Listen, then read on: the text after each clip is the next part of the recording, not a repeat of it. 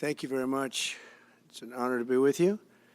Many things are happening that are exciting, very exciting for our country. And we're honored to welcome one of the most respected business leaders in the Middle East, indeed the world. He's a founder and chairman of Damac Properties, Hussein Sajwani, very respected gentleman. And I'm thrilled to announce today that Damac will be investing at least $20 billion over a very short period of time into the United States, and they may go double or even somewhat more than double that amount of money. It's a great thing, and I believe he will say that he's doing it because of the fact that he was very inspired by the election. They wouldn't do it without that election, I can tell you. A lot of people wouldn't. You saw last week where we have somebody who's going to go from $100 to $200 billion. And we have many other people, and we'll be bringing some of them out. Some of them like to do it somewhat more quietly, and some don't. And they feel so strongly about the country that they want to let people know about it. But it's an honor to have such a great investor investing in our country. The investment will support massive new data centers across the Midwest, the Sun Belt area, and also to keep America on the cutting edge of technology and artificial intelligence. He's very big into the data centers, and that's going to be a very hot item in the coming years, as you know, with AI. In particular, the first phase of the project will be in Texas, Arizona, Oklahoma, Louisiana, Ohio, Illinois, Michigan, and Indiana, those places. And Hussein, I'd love you to come up and say a few words. Thank you very much. Thank you. Thank you.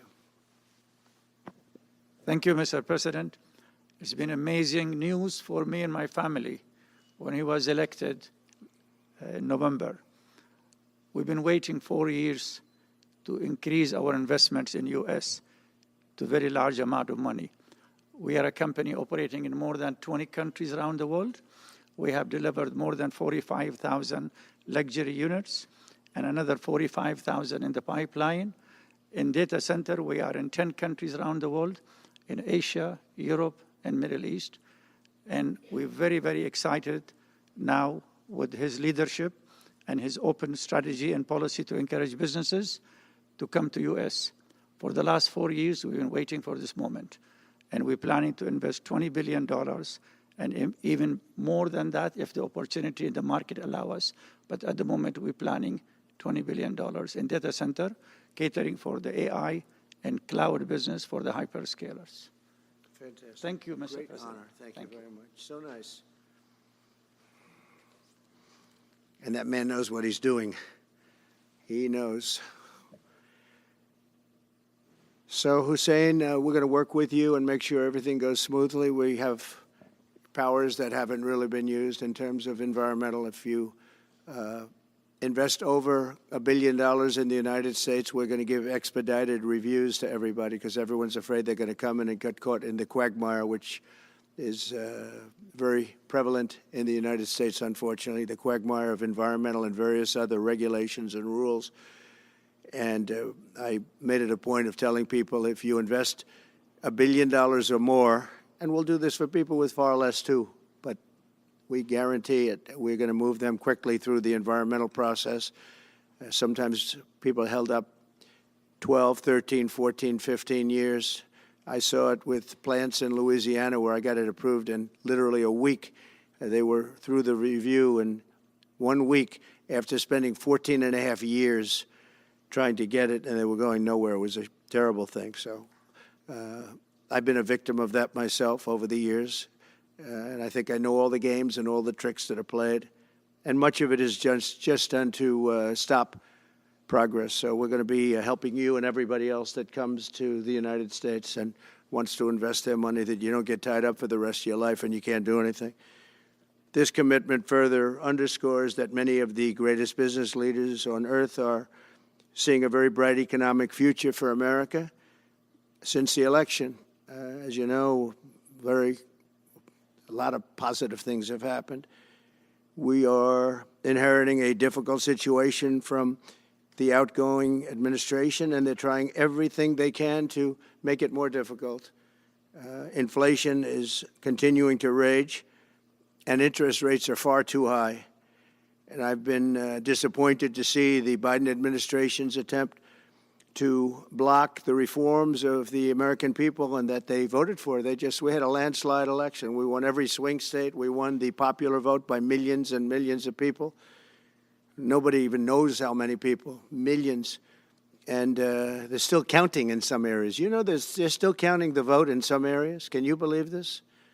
What a place. What a horrible place. One of the things we're going to do is we've got to fix the election so that we get honest counts and they get done by 10 o'clock in the evening or something thereabouts. They have places where they're still counting votes. President Biden's actions yesterday on offshore drilling, banning offshore drilling, will not stand. I will reverse it immediately. It'll be done immediately. And we will drill, baby, drill. And we're going to be drilling in a lot of other locations. And the energy costs are going to come way down. They'll be brought down to a very low level. And that's going to bring everything else down. That's what caused it to go up, along with the ridiculous spending on the Green New scam. All this money, trillions of dollars. It's like throwing it right out the window, what they're doing. And they're trying to spend so much now. They're just taking money and giving it to anybody that wants it for any project at all, if it's certified under the Green New scam. And they don't work, and it's too expensive.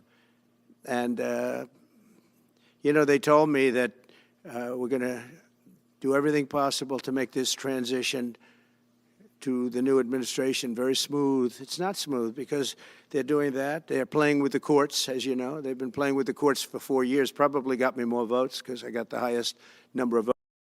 And, you know, they told me that we're going to do everything possible to make this transition to the new administration very smooth. It's not smooth because they're doing that. They're playing with the courts, as you know. They've been playing with the courts for 4 years, probably got me more votes because I got the highest number of votes ever gotten by a Republican, by far, actually, by a lot.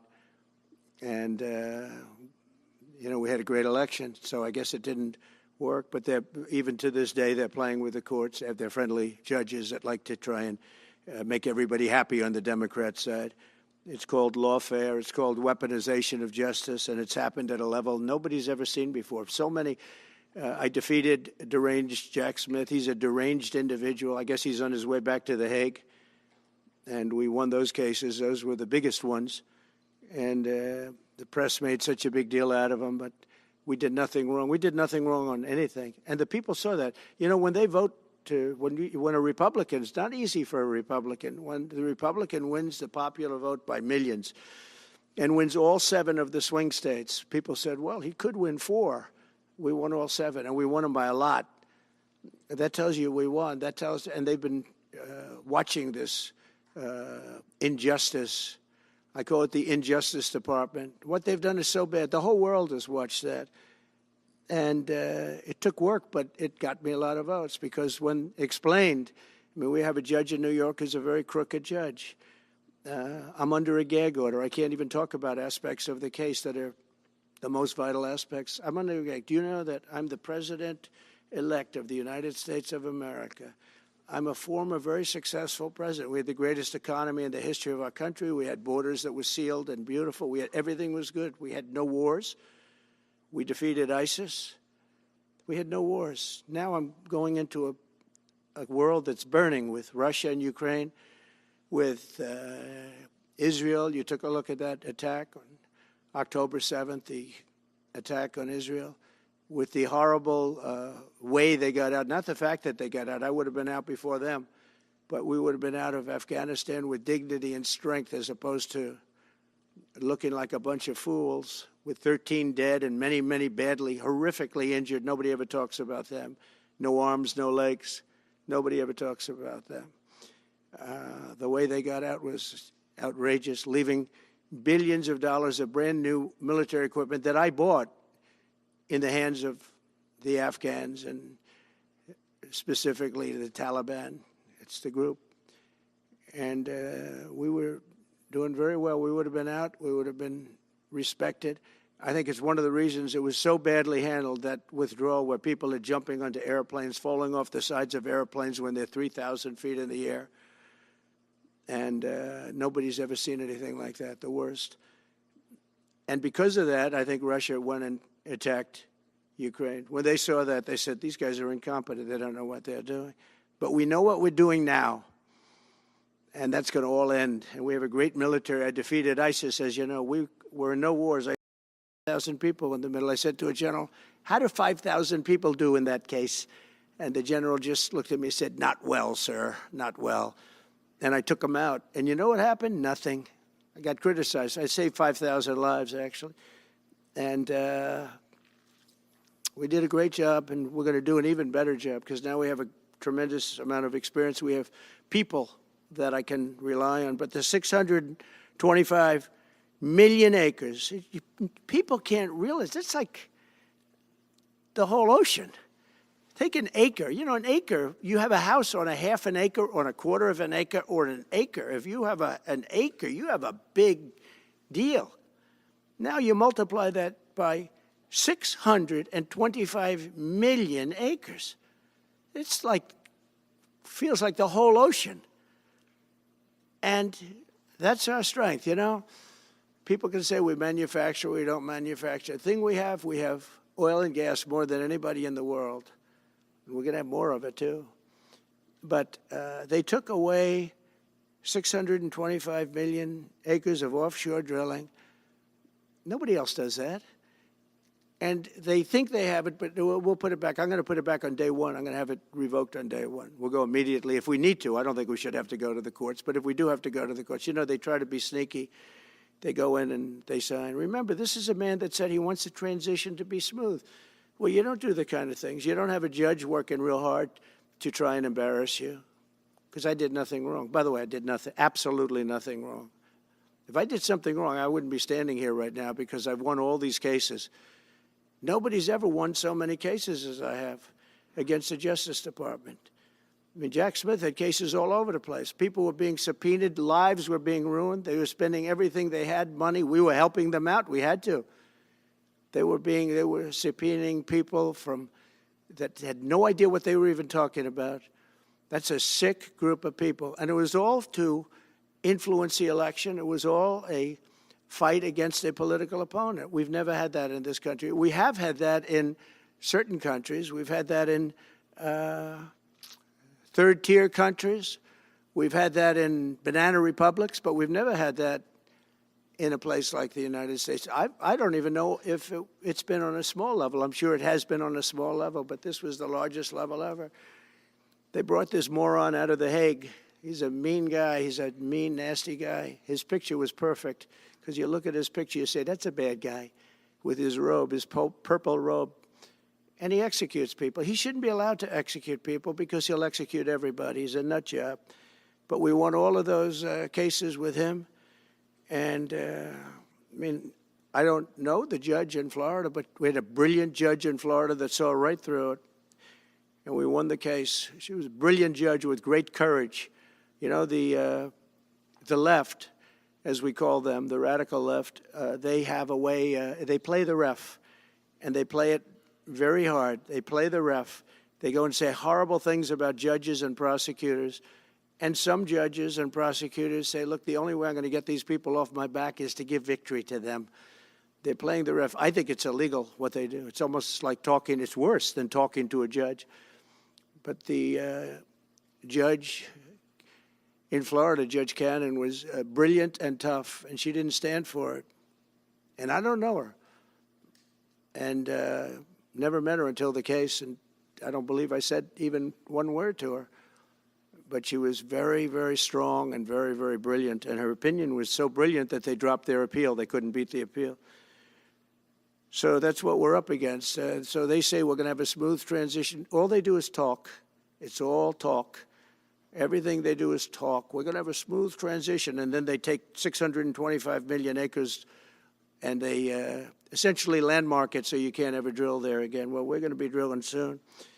We're going to be opening up Anwar. We're going to be doing all sorts of things that nobody ever thought was even possible. But remember and just to get off the subject, because I couldn't believe it when I heard it yesterday, I couldn't believe the size of it. I mean, you put down a map and put this up, it's just massive. And remember that that's worth probably, I mean, I've had estimates, $40 to $50 trillion. That's more than our national debt. Essentially, he's thrown it away. He's thrown it away. He's taken $50 trillion. So if we owe $35 trillion, he's taken $50 trillion of value and thrown it right out the window. We can't do that. Nobody can do that. One other thing he did yesterday, which was in many ways worse, it's hard to believe it can be worse. He wants all gas heaters out of your homes and apartments. He wants them to be replaced by essentially electric heaters. I don't know what it is with electric. This guy loves electric. We're going to be ending the electric car mandate quickly, by the way. This guy loves electric. And we don't have enough electricity. And then we have AI where we need more. And he wants everybody to have an electric heater instead of a gas heater. Gas heater is much less expensive. The heat is much better. It's a much better heat. As the expression goes, you don't itch. Does anybody have a heater where you go and you're scratching? And that's what they want you to have. They don't want you to have gas where you don't have the problems of the electric. And the source is plentiful. They're much cheaper to operate. They're much better. They work much better. They look much better. 60% of homes and apartments have gas heaters.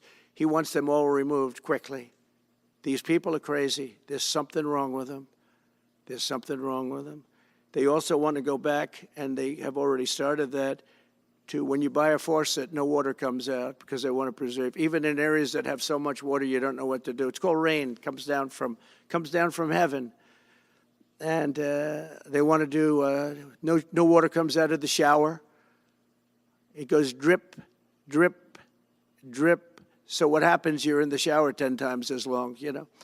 No water comes out of the faucet. You want to wash your hands. They want to go back to even stronger than what they have right now. As you know, I ended that policy. You can have all the water you want. Makes no difference. It comes weird, especially in certain areas. We have so much water, we don't know what to do with it.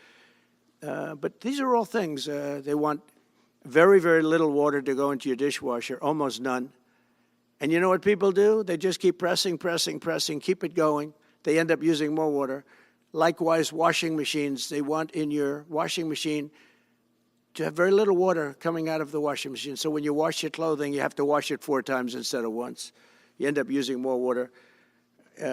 We're a party of common sense, and things that I'm telling you now is really all about common sense. On January 20th, we'll turn the economy around very quickly, because right now when I think of our economy, I think about inflation. That's what we have. We have inflation, I believe, at a level that we never had before. There's never been anything like it. And over the next 4 years, the United States is going to take off like a rocket ship. But really, it's already doing it. If you take a look, just last month, SoftBank announced the $200 billion. I think it'll be 200. He said between 100, and I said, how about making it 200? And he sort of said yes, but let's say it's 100, but it might be 200, right, Brian? Dollars, United States, creating more than 100,000 jobs. Hussein just announced a tremendous investment that he's going to make, and that's money that's in the bank. He's going to come and do it, and he'll do a great job, and he'll build the best centers in the country, I guarantee, because I know the way he builds. Since my election, the stock market has set records. The S&P 500 index has broken above 6,000 points for the first time ever, never even close. In a single month, small business optimism soared 41 points. It's not a 41. It went up 41 points. And that's the largest in the 39-year history of the group that does it. According to Gallup, the American people's confidence in the economy has just surged to the highest level in history. That's why I have a news conference like that. I take the greatest business leaders in the world. I say, hey, do you want to say you're going to invest the money? They're not looking for news conferences. They're saying, what am I doing here? They go in and they invest money. But it's good to know where the smartest business people in the world are investing, and they're investing in the United States. So we've done this all in 2 months of not being there. You know, we haven't been there. And It's pretty amazing, and we think we're going to do some really great things, really great things. We're being respected again all over the world. The Panama Canal is a disgrace, what took place at the Panama Canal. Jimmy Carter gave it to them for $1, and they were supposed to treat us well. I thought it was a terrible thing to do. You know, it's the most expensive structure ever built in the history of our country, relatively. It would be the equivalent of substantially over $1 trillion today. We lost 38,000 people. Think of it, 38,000 people, they died from malaria, mosquitoes. They were unable to stop the mosquitoes. They paid people 5 times more to take the job. Many of those people died. We gave it away for $1. But the deal was that, you know, they have to treat us fairly. They don't treat us fairly. They charge more for our ships than they charge for ships of other countries. They charge more for our Navy than they charge for navies of other countries. They laugh at us because they think we're stupid, but we're not stupid anymore. So the Panama Canal is under discussion with them right now. They violated every aspect of the agreement, and they've morally violated it also. And they want our help because it's leaking and not in good repair. And they want us to give $3 billion to help fix it. I said, well, why don't you get the money from China? Because China's basically taken it over. China's at both ends of the Panama Canal. China's running the Panama Canal. And they come to see this Biden, this guy who should never have been allowed even to run for president. Of course, she shouldn't have either, because that never happened. I had to be 2 people, not 1. But they want $3 billion to fix the Panama Canal that's run by China and makes a lot of money, China. One of the most profitable structures ever built, because you have ships lined up back to Florida, frankly, and they just keep going through, and the numbers are staggering, $500,000 to $1 million a ship. And they took it away from us, meaning we gave it to them for $1. But not going to happen. What they've done to us, they've charged us, they've overcharged our ships, overcharged our Navy. And then when they need repair money, they come to the United States to put it up. We get nothing. Those days are over. Working with the Republican majorities in Congress, will cut taxes, slash regulations, raise wages, and boost incomes at a pace the world has not seen before, and certainly not from our country. We had a big chunk of it for the first 3 years prior to COVID coming in my administration. We had the greatest economy in history. We cut the most regulations in the history of our country, and I did that all in 4 years. By 4 times more than any other president cut. We did that in 4 years. And we were just getting started. We'll impose new tariffs so that the products on our stores will once again be stamped with those beautiful words, made in the USA. And we are not treated well, as you know, by Canada. Canada is subsidized to the tune of about $200 billion a year, plus other things. They don't essentially have a military. They have a very small military.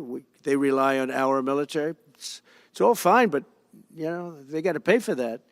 It's very unfair. I have so many great friends. One of them is the great one, Wayne Gretzky. I said, run for prime minister. You'll win it'll take 2 seconds. But he said, well, am I going to run for prime minister or governor? You tell me. I said, I don't know. Let's make it governor. I like it better. But no, something's going to have to be done. Same thing with Mexico. We have a massive deficit with Mexico, and we help Mexico a lot. They're essentially run by the cartels, and can't let that happen. Mexico's really in trouble, a lot of trouble. Very dangerous place. And we're going to be announcing at a future date pretty soon. We're going to change, because we do most of the work there, and it's ours. We're going to be changing, sort of the opposite of Biden, where he's closing everything up, essentially getting rid of $50 to $60 trillion worth of assets. We're going to be changing the name of the Gulf of Mexico to the Gulf of America, which has a beautiful ring that covers a lot of territory. The Gulf of America, what a beautiful name. And it's appropriate. It's appropriate. And Mexico has to stop allowing millions of people to pour into our country. They can stop them. And we're going to put very serious tariffs on Mexico and Canada, because Canada, they come through Canada too. And the drugs that are coming through are at record numbers, record numbers. So we're going to make up for that by putting tariffs on Mexico and Canada, substantial tariffs. And we want to get along with everybody, but, you know, they have to, it takes two to tango.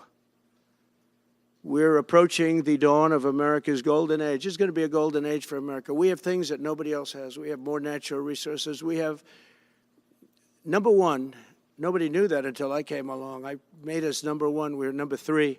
I made us number one in a very short period of time in drilling.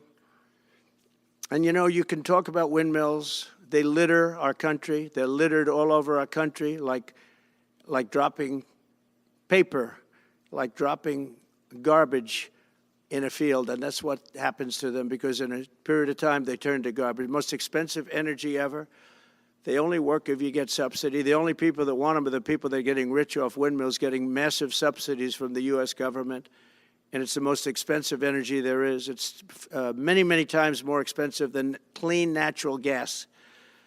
So we're going to try and have a policy where no windmills are being built. You know, off the coast of New Jersey, they want to build like 200 windmills. The people are going crazy. Nobody wants them, and they're very expensive. They don't work without subsidy. You don't want energy that needs subsidy. Energy is a good business. You don't need subsidy.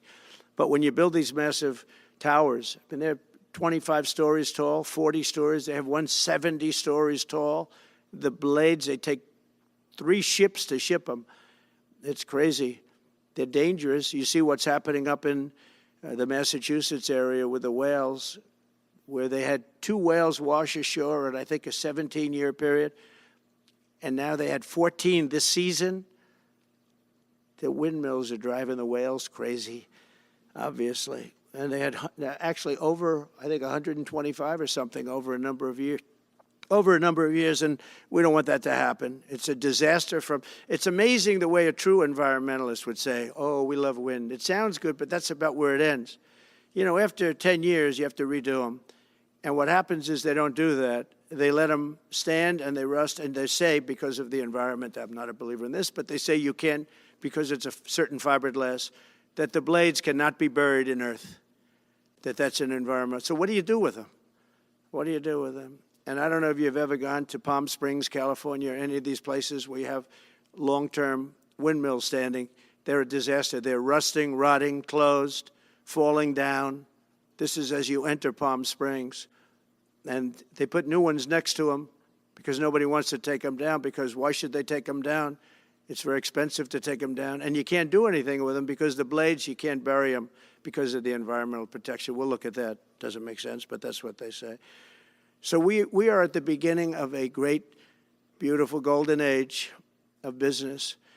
And I think we're also at a golden age of common sense, because everything I'm saying to you, from a simple water faucet that doesn't allow water to come out appropriately, to all of the other elements of what we do and what we're going to do, to take $50 to $60 trillion off our country's balance sheet because some man that has no idea what he's doing, has no idea. You know it, I know it, the Democrats know it. What they did is a crime by allowing that to happen. And I'll bet you, if you asked him today, how much acreage did you submit? Essentially, did you destroy? You destroyed the economic viability of drilling in the ocean. And with AI coming along and all, you know, a lot of people don't realize that AI is going to be a big thing, but you'll need double the electricity at least that we have right now. So right now we produce electricity for many, many different things. AI is a very big deal in terms of the future. China is already building electric facilities, big, bold electric facilities. And you know how they're being fired up? With coal. They're being fired up with coal. And we're going to build bigger and better ones. People like Hussein that are doing the same thing as he is. I'll bet they don't do it as well, because I know how he does it. But they're doing A lot of things, the problem is they can't get their permits because I say build the plant with the building. So with the structure, build the plant, because if you go into grid, the grids are old. So they said, that's a great idea. In other words, build your electric facility alongside of your plant. And you could have extra output if you want, because once you build it, you can make it larger pretty inexpensively. You could have extra output, which you'll sell to the public, but build it with the plant, and people are loving that idea. So we're going to have a lot of fun making America great again, and it's going to happen, I think, very, very quickly. It's already happened. So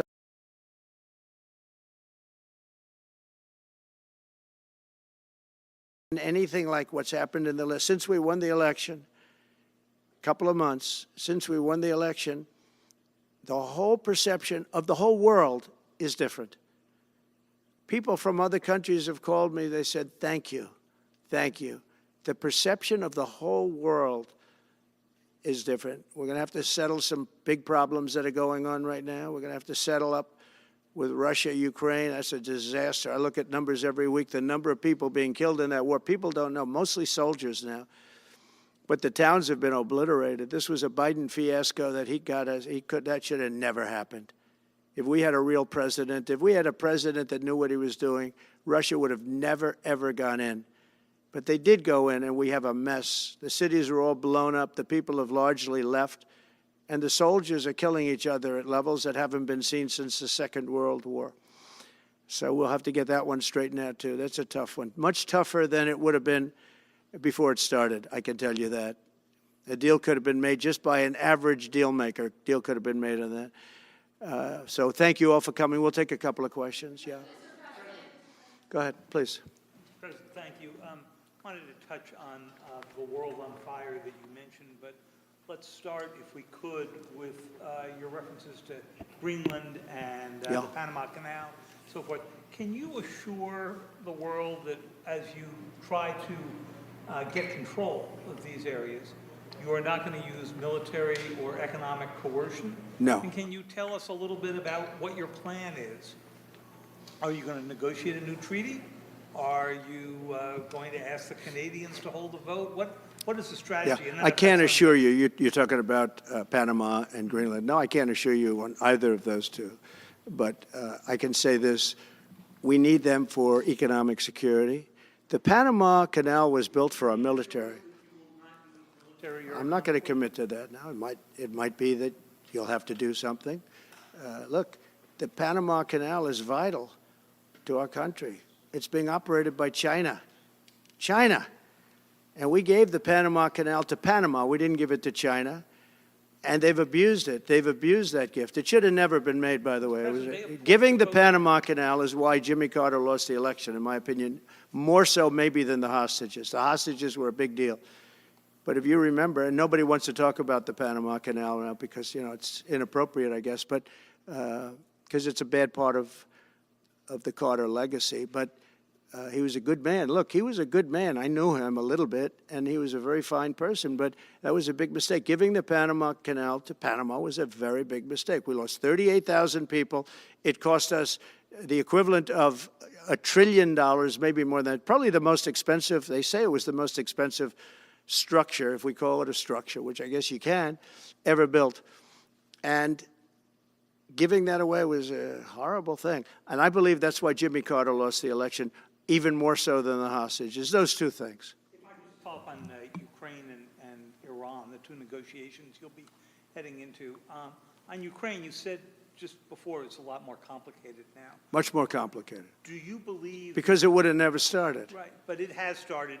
You've well, got not only started, the cities are largely knocked down. So you've got what you've got. At this point, to hold on to leverage in dealing with President Putin, would you make a commitment to the Ukrainians that you will keep supporting them during the negotiations? Well, I wouldn't tell you if that were the case. Would you make a commitment to provide a security guarantee if they do enter into an armistice or a ceasefire along the lines that the French and the Germans? So, you know, a big part of the problem was Russia for many, many years, long before Putin said you could never have NATO involved with Ukraine. Now, they've said that. That's been like written in stone.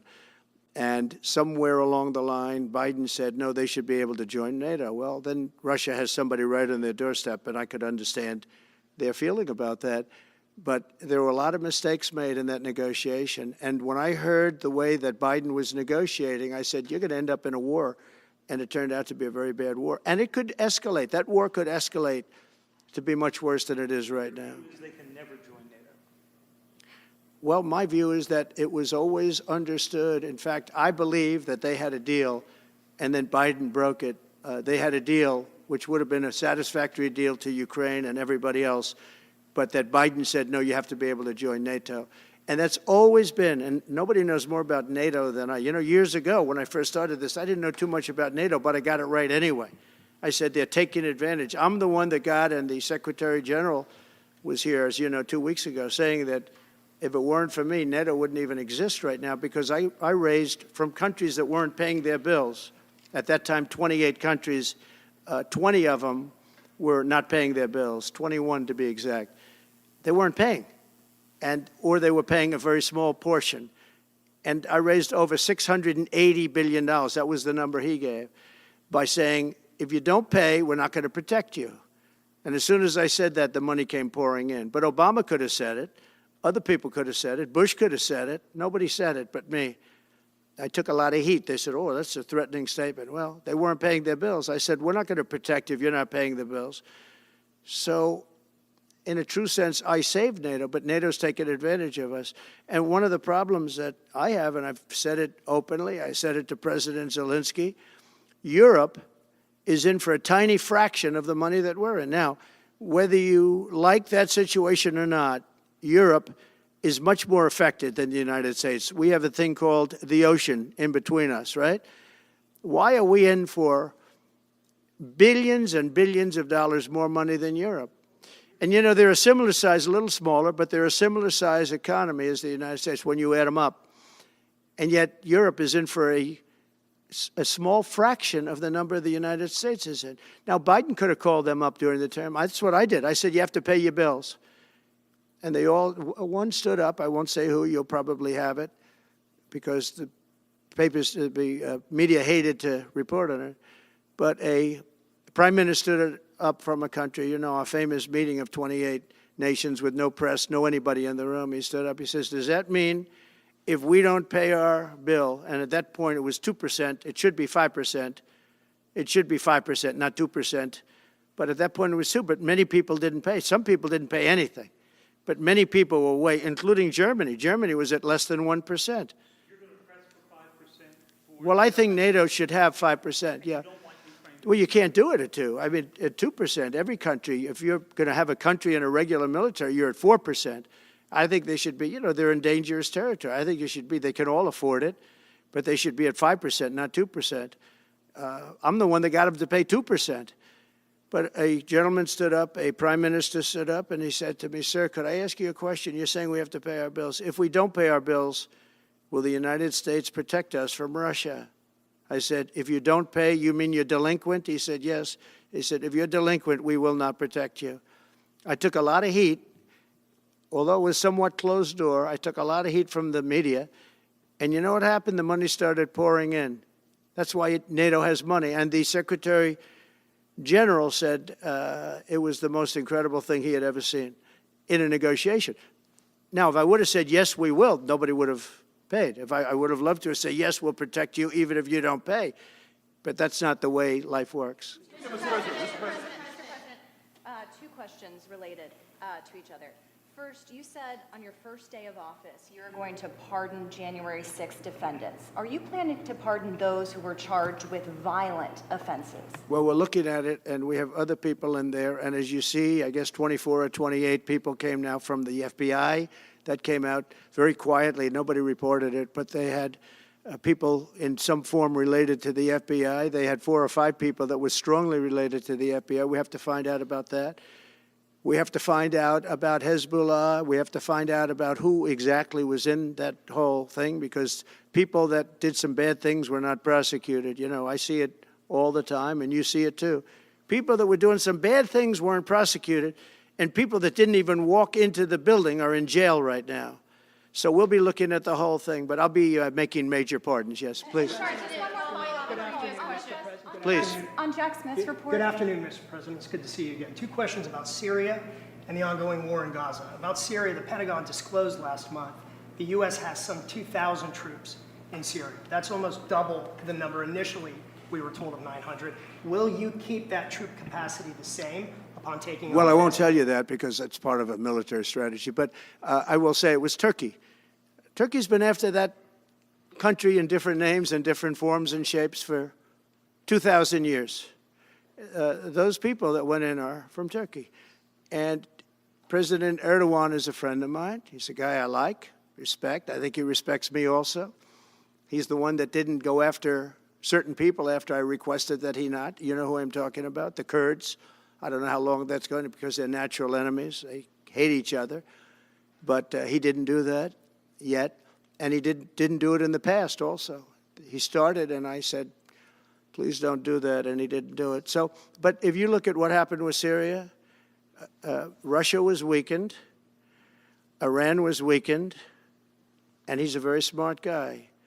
And he sent his people in there through different forms and different names, and they went in and they took over, and that's the way it is. I'm sorry, I don't mean to interrupt you. Do you have concerns about HTS taking control of By the way, I Syria at this have point? the envoy here. Is that in the back? Standing with my son, Eric, is Steve Witkoff, who's just got back from the Middle East, and he's done a fantastic job. He's a great deal maker. I said, what we need there is a deal maker, because nobody makes a deal. We have people that understand where the rivers are and where the meets and bounds are, but they can't talk. They can't make deals. Steve's done a great job. I just want to thank you, Steve. You've been working endlessly for months, and he's working specifically on the hostages, trying to get them back. Well, that was my second question is Hamas Steve, released come up for a second. Maybe you might want to say a couple of words. Sir, I didn't- Hamas released another hostage I video. didn't know Steve was going to be here, actually. Neither did I. He's done a fantastic job, and it's a dangerous job, too, and we appreciate it. He didn't know about this kind of danger and the other deal-making he does. Now he sees a lot of big danger. Come on up, Steve. Mr. President, can I ask you a second part of that? Hamas Yeah, released just one another second, hostage please. video. I'm going to give you a little report on the hostages, if I can. Steve? Thank you very much. Thank you, Mr. President. Wow. Well, I think we're making a lot of progress, and I don't want to say too much because I think they're doing a really good job back in Doha. I'm leaving tomorrow back to go to Doha, but I think that we've had some really great progress, and I'm really hopeful that by the inaugural, we'll have some good things to announce on behalf of the President. I actually believe that we're working in tandem in a really good way, but it's the President, his reputation, the things that he has said that are driving this negotiation. And so hopefully it'll all work out and we'll save some lives.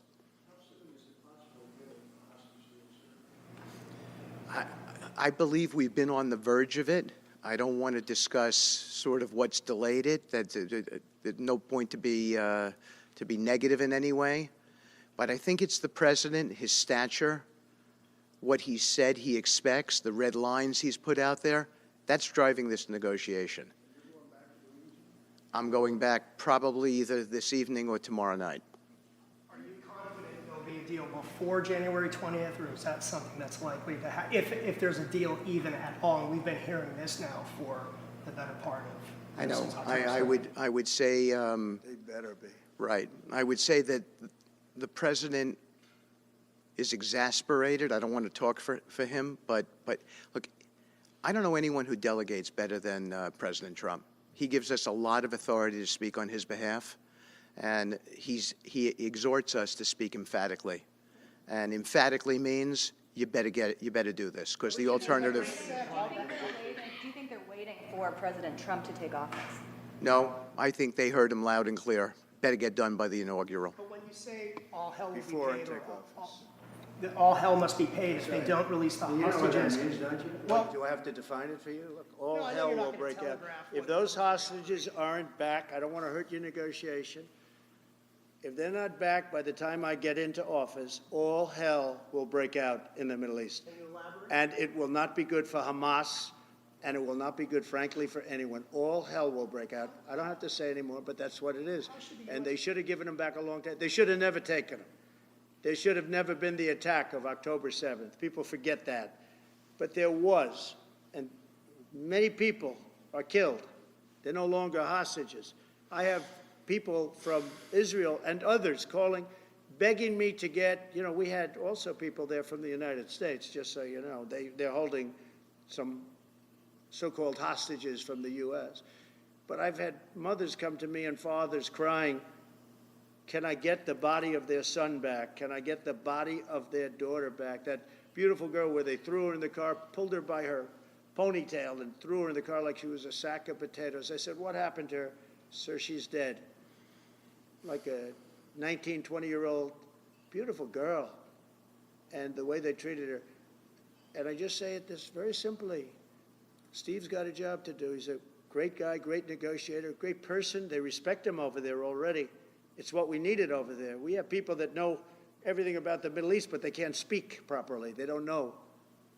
He's a great negotiator. That's what I needed. I could have sent that gentleman right over there, Hussein. He's a great negotiator. There are people, they're rare. Great negotiators are very rare, like a great surgeon. But we have the right person. But I tell this, I don't want to hurt the negotiation. If the deal isn't done before I take office, which is now going to be 2 weeks, all hell will break out in the Middle East. Okay? Thank you, Mr. President. You've done a great job. Thank you. Mr. President, more than 140 police officers were injured by rioters on January 6th. Will you pardon anyone who attacked a police officer? Well, the only one that was killed was a beautiful young lady named Ashley Babbitt. She was killed, and there was actually somebody else that was killed, also a MAGA person, but people don't give it 100% credibility. I'm going to find out about it, and we're going to find out. But Ashley Babbitt was killed. She was shot. She had never been shot. She was shot for no reason whatsoever. In fact, they say that she was trying to hold back the crowd, and the crowd was made up of a lot of different people, so we'll see. But I will tell you this, the person that was killed was Ashley Babbitt. The other thing is, when they talk, there was never charges of insurrection or anything like that. But if there were, this would be the only insurrection in history where people went in as insurrectionists with not one gun, okay? And let me tell you, the people that you're talking about have a lot of guns in their home for hunting and for shooting and for entertainment, a lot of good reasons. But there wasn't one gun that they found.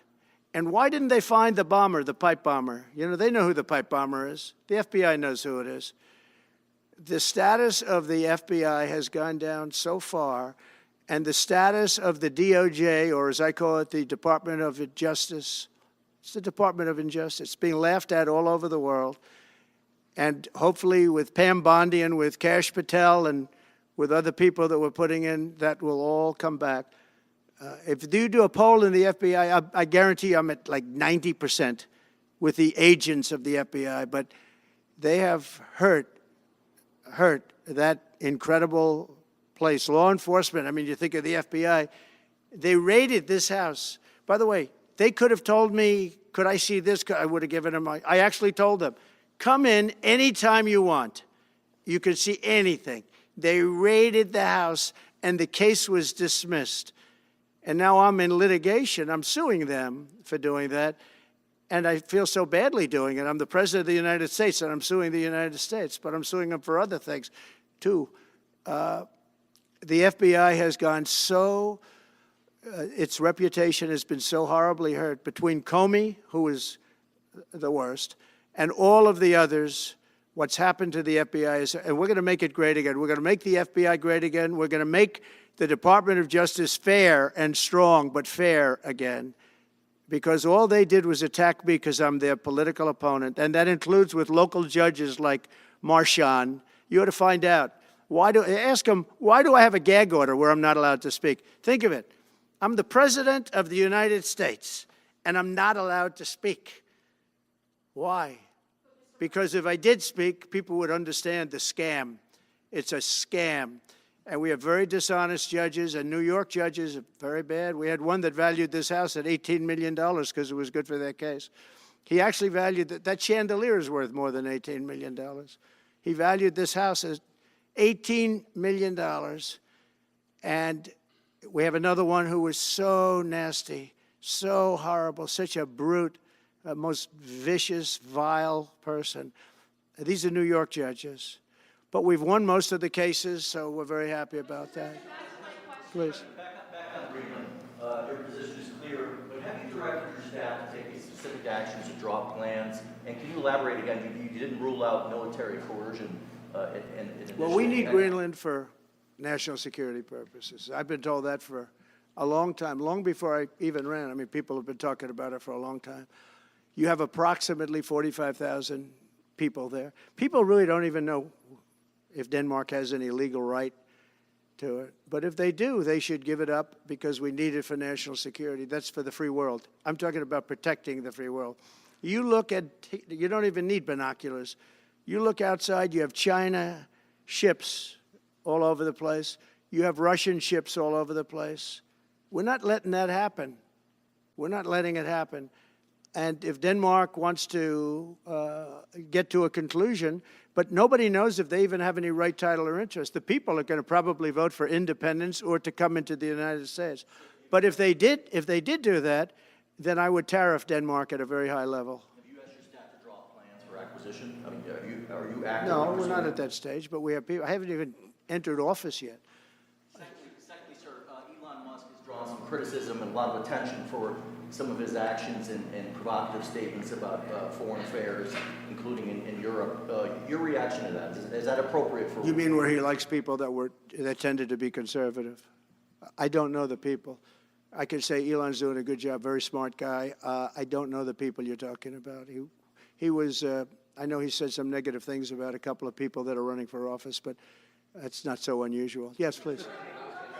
I wanted to ask you about Ukraine and Putin. How soon do you anticipate going to meet with Putin to discuss the Ukraine situation? Well, I can't tell you that, but I know that Putin would like to meet. I don't think it's appropriate that I meet until after the 20th, which I hate, because, you know, every day people are being, many, many young people are being killed, soldiers. You know, the land is very flat, and hundreds of thousands of soldiers from each, many hundreds of thousands from each side are dead, and they're laying in fields all over the place. Nobody to even collect. There's landmines all over. It's a disaster. But it's very flat. It's great. It's farmland, and it's very, very flat. And the only thing that stops a bullet is the human body. And the human body is stopping a lot of bullets. Within the I hope first so. 3 to 6 months? I hope to have 6 months. No, I would think, I hope long before 6 months. Look, Russia's losing a lot of young people, and so is Ukraine. And it should have never been started. That's a war that should have never happened. I guarantee you, if I were president, that war would have never happened. Who would you like to nominate to replace Michael Barr as vice chair of the board? I'll be announcing somebody. Mr. President, if we were to work under the assumption that you're serious about making Canada 51st state of the United States, the leader of the Conservative Party in Canada said, under no circumstance will it ever be the 51st state. Maybe he won't win, but maybe he will. I don't care. You had suggested that Listen, I don't care what he says. But Sir, real fast, you said you were considering military force to acquire Panama and Greenland. Are you also considering military force to annex and acquire Canada? No, economic force, because Canada and the United States, that would really be something. You get rid of that artificially drawn line, and you take a look at what that looks like, and it would also be much better for national security. Don't forget, we basically protect Canada. But here's the problem with Canada. So many friends up there. I love the Canadian people. They're great. But we're spending hundreds of billions a year to protect it. We're spending hundreds of billions a year to take care of Canada. We lose in trade deficits. We're losing massive. We don't need their cars. You know, they make 20% of our cars. We don't need that. I'd rather make them in Detroit. We don't need the cars. We don't need their lumber. We have massive fields of lumber. We don't need their lumber. We have to unrestrict them because stupid people put, restrictions on, but I can do that with an executive order. We don't need anything they have. We don't need their dairy products. We have more than they have. We don't need anything. So why are we losing $200 billion a year and more to protect Canada? And I said that to, as I called him, Governor Trudeau. I said, listen, what would happen if we didn't subsidize you, if we didn't, because we give them a lot of money. We help them. As an example, we're buying icebreakers, and Canada wants to join us in the buying of icebreakers. I said, we don't really want to have a partner in the buying of icebreakers. We don't need a partner. But no right. Nope, no right. Here's what we have. We have a right not to help them with their financial difficulties because we owe $36 trillion too. We're going to start knocking it out pretty fast, but we're going to be able to do it because of energy and other things. But no right. No right. But why are we supporting a country, $200 billion plus a year? Our military is at their disposal. All of these other things, they should be a state. That's why I told Trudeau when he came down, I said, what would happen if we didn't do it? He said Canada would dissolve. Canada wouldn't be able to function if we didn't take their 20% of our car market. They send us hundreds of thousands of cars. They make a lot of money with that. They send us a lot of other things that we don't need. We don't need their cars, and we don't need the other products. We don't need their milk. We got a lot of milk. We got a lot of everything, and we don't need any of it. So I said to him, well, why are we doing it? He said, I don't really know. He was unable to answer the question, but I can answer it. We're doing it because of habit, and we're doing it because we like our neighbors, and we've been good neighbors, but we can't do it forever, and it's a tremendous amount of money. And why should we have a $200 billion deficit and add on to that many, many other things that we give them in terms of subsidy? And I said, that's okay to have if you're a state. But if you're another country, we don't want to have it. We're not going to have it with European Union either.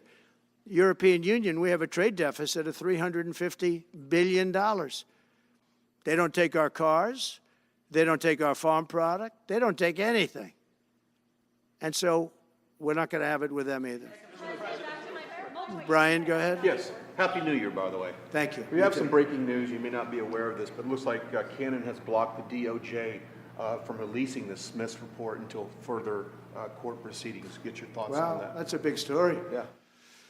So if I get it right, the fake witch hunt started by the DOJ having to do with books and records, and Biden had many more, and he wasn't protected by the Presidential Records Act. I was.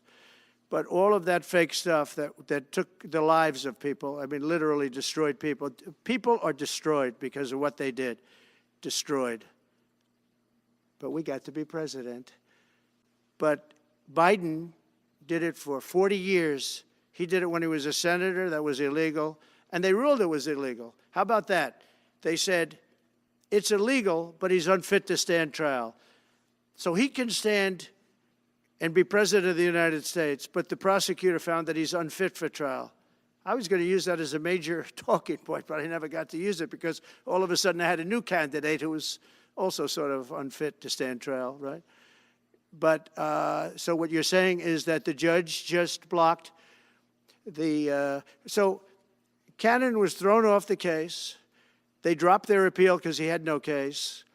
They dropped all of that, the lawsuits against us. They lost the lawsuit. So this is deranged Jack Smith. So he dropped the lawsuits. He was told to by the DOJ because they had no lawsuit. They lost in court in front of a very strong and a very brilliant judge. They lost in court, and that pertained to other cases in other courts. So he wanted to do a report just before I take office, probably. So he'll do like a 500-page report, and it'll be a fake report just like the investigation was a fake investigation. And I said, well, wait a minute. This guy was thrown off in disgrace. In disgrace. He's going back to The Hague or wherever they're going to send him. In disgrace. Because he failed so badly. Because it was a fake case against a political opponent. They thought they were going to use this to beat me. So what you're saying is, I'm just hearing that they're not allowed to issue the report. So if they're not allowed to issue the report, that's the way it should be. Because he was thrown off the case in disgrace. Why should he be allowed to write a fake report? It'll only be a fake report. That's great news. Good. And if I can just follow real quickly, you want to comment, many Americans are angry that we're sending millions of dollars every month to the Taliban. Do you anticipate? It's not even believable. Billions of dollars, not millions, billions. We pay billions of dollars to essentially the Taliban, Afghanistan.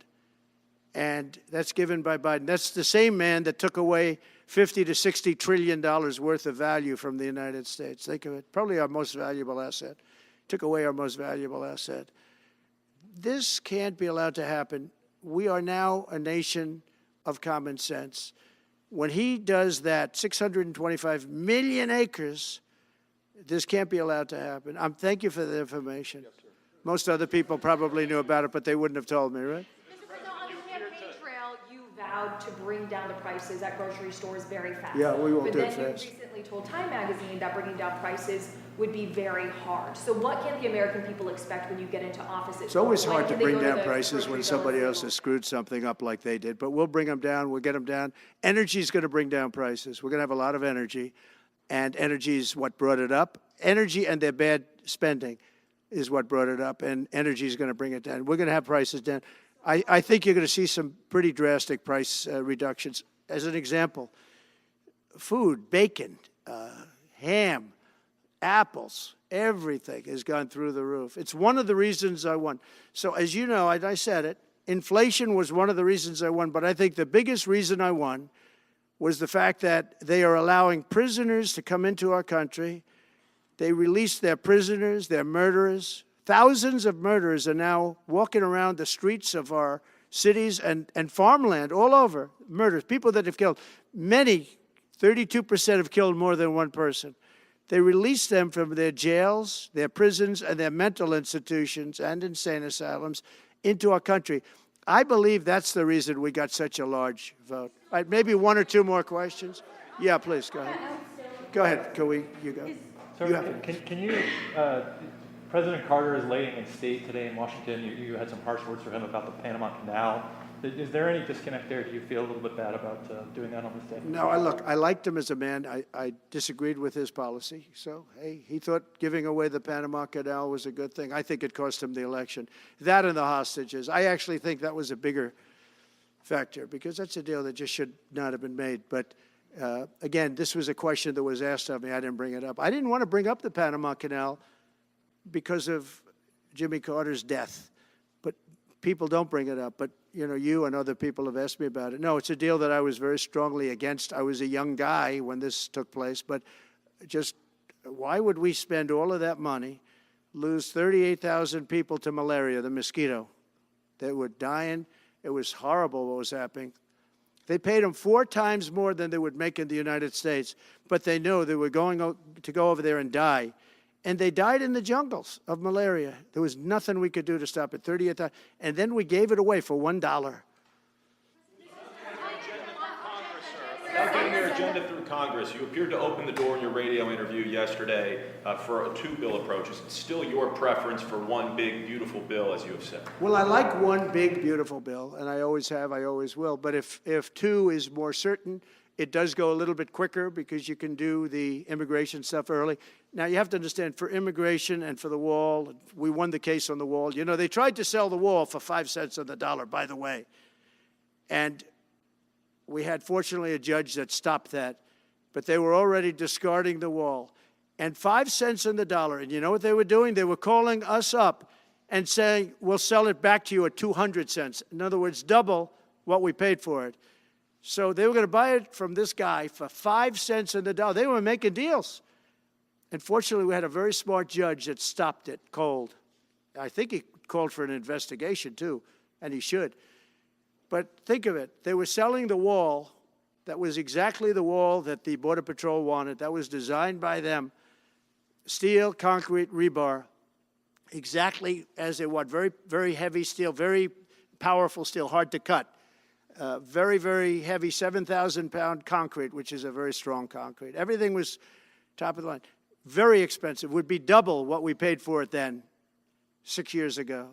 But let me just tell you, they were selling it for 5 cents on the dollar to people, and those people were calling us, asking us to pay them 200 cents because it's a good deal because we can have it immediately. And you know what immediately is? Just leave it in place. No, the papers haven't written that, though. That deal is like all the other things that these people do. These people either hate our country or they're very stupid. And I don't believe they're stupid because nobody can cheat on elections like they cheat and be stupid. They either hate our country or they're stupid. So remember what I said, because nobody wants to report it. They were selling the wall for 5 cents on the dollar and trying to resell it back to us for 200 cents or less, but for 200 cents on the dollar. That's a nice return. Meta today announced that it will stop putting fact checks on posts on its website. And Meta said today it would stop putting fact checks on its website and instead allow community to fact check. Well, I watched their news conference, and I thought it was a very good news conference. I think they've come a long way. Meta, Facebook. I think they've come a long way. I watched it. The man was very impressive. I watched it. Actually, I watched it on Fox. I'm not allowed to say that. Say it? Do you think he's directly responding to the threats that you have made to him in the past with these Probably. issues? Yeah, probably. The last time you were here, you were asked a question about the U.S. possibly launching a preemptive strike on Iran. You said you wouldn't answer that question. On who? Obviously, on Iran. The U.S. launching a preemptive strike on Iran's nuclear facilities. And I said I don't talk about it. It's a military strategy. But it is a legitimate question. It's something that It's not really, because only a stupid person would answer it. Look, it's a military strategy, and I'm not answering your questions on military strategy. All right, one more. Brian, go ahead. Brian.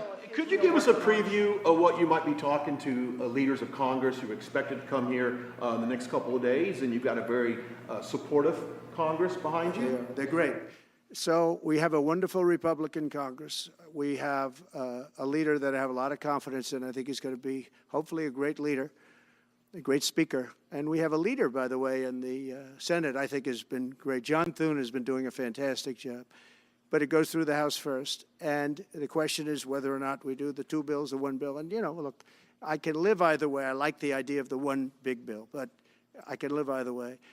But they'll be coming down. The senators also will be coming down. And then ultimately we'll be meeting in the White House in a few weeks. But right now this is the winter season. They sort of call this the winter White House.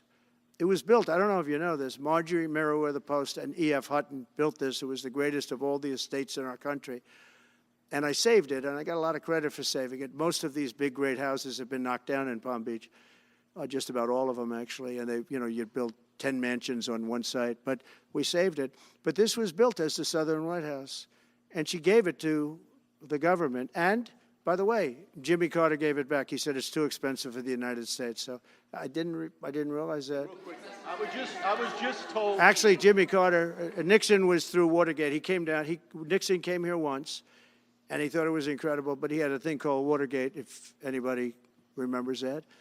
And so he had other things on his mind, to put it mildly. And Jimmy Carter felt that it was too extravagant for the country. So fortunately for me, he gave it back to the foundation, and I bought it from the foundation. President, on reconciliation, some Republicans saying in trade for a massive bill that you and they share the interest in, they want to see big spending cuts. Do you agree with that? And what would Well, I'm okay with beyond? spending cuts. I like spending cuts. Just, I'm on the record for spending cuts. And the debt ceiling was given to us. It shouldn't have been, but it was put in our lap.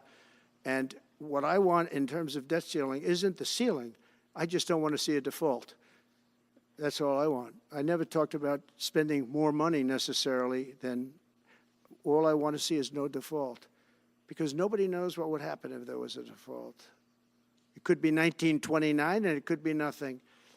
But that was put into our lap, and it shouldn't have been, but it was, and so we'll handle it. But debt ceiling is not about raising a lot of money. It's really just about extending it. I just want to see an extension. On immigration, how much can you do by executive order? Are you planning to do on executive order when it comes to immigration? And how much do you want Congress to tackle this issue? And also on day one, Well, I had the what safest executive border orders are in the you history of our planning? country by far. You remember the famous chart that I brought down. I love that chart very much for a lot of reasons. But I have the safest border by far in the history of our country. And when I took it over, it was a mess. Nothing like it is now. This is 10 times worse. When I got elected because of the border the first time, and I think I got elected largely because of the border the third time. And the second time I did equally well. Well, not as well as the last time, but I did very well. And I will say, this was too big to rig. You know the expression? Too big to rig. They couldn't do it. They tried, but they couldn't do it. I didn't get very much from Congress at all. I just said that we're being invaded, and I took the money out of the military.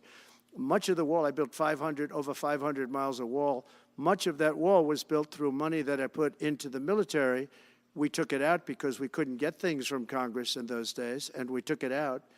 And that wall was built largely with money coming from the military. So, very simple. I went to the military, I said, our country is being invaded by very similar, nothing like what's invading our country now. They weren't releasing prisons into our country, and they weren't releasing mental institutions in, but some bad dudes were coming in, right?